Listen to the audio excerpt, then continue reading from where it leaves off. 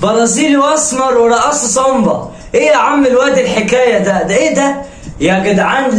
لاعب من طراز عالمي يفكرك برافينيا بتاع برشلونه. يلا نبدا حلقتنا يا حباب يوسف. السلام عليكم ورحمه الله وبركاته. برحب بكل متابعيني وحبايبي في كل مكان، يا رب دايما تكونوا في احسن حال.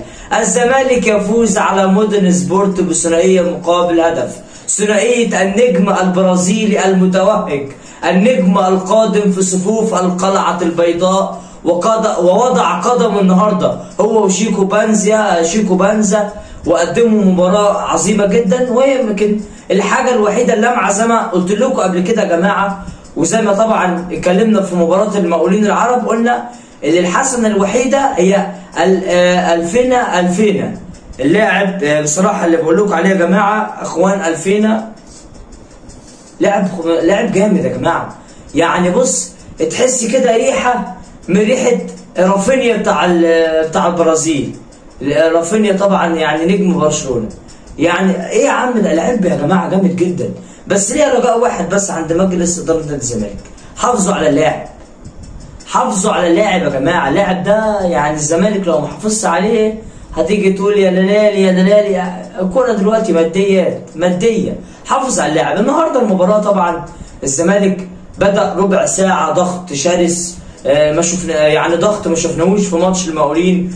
ضغط شرس، في اجريسيف على المرمى اكتر، في سرعه في الاداء في الريتم، خاصه من عبد الله السعيد ومحمد شحاته وناصر ماهر في وسط الملعب. لكن تشعر ان في بعض من لعيبه الزمالك ان هم واقعين بدنيا يا جماعه.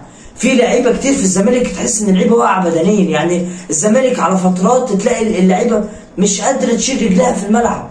مش عارف هل ده عيب مدرب احمال بدنيه؟ هل اللعيبه بيتمرنوا 3 مرات في اليوم؟ هل بيتمرنوا في وقت مش مناسب؟ الاحمال البدنيه زايده؟ مش عارف في ايه الحكايه.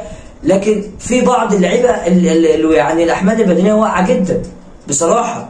وفي بعض المراكز يعني واحد زي شيكو بانزا لعيب يا جماعه جاي في الطريق، لكن دايما متطرف على الخط. شفت لما دخل في العمق في اول الشوط الثاني وخد تعليمات ان هو يعمل حاله من اللامركزيه مع اخوان الفينا، ظهر بشكل كويس وسجل هدف.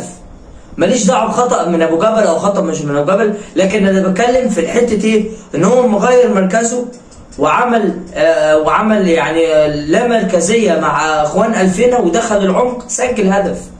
هنا بتتكلم على التحرك بدون كوره اهم من التحرك بالكوره دلوقتي.